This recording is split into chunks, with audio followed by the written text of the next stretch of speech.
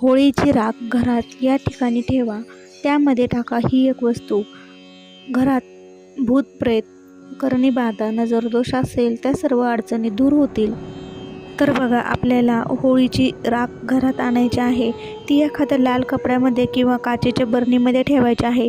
त्यामध्ये जी पिवळी आपली मोहरी असते किंवा जी लाल आपण मसाल्याला वापरतो ती मोहरी आणि थोडं खडे मीठ टाकून तुम्ही लाल कपड्यामध्ये बांधून घरात टांगून ठेवू शकता किंवा काचेच्या बरणीत ठेवायची आहे. असा हा उपाय केल्याने भूत प्रेत, करणी बाधा, नजरदोष, इडापिडा दूर होईल आणि घरातील 7 पिढ्यांचे दारिद्र्य देखील संपेल. त्यासाठी होळीची राख घरात नक्कीच आणून ठेवा. त्याचप्रमाणे आजारी व्यक्तीला अंघोळीच्या पाण्यामध्ये होळीची राख टाकून अंघोळ जर घातली तर नक्कीच त्यांचे आजारपण बरा व्हायला मदत होईल.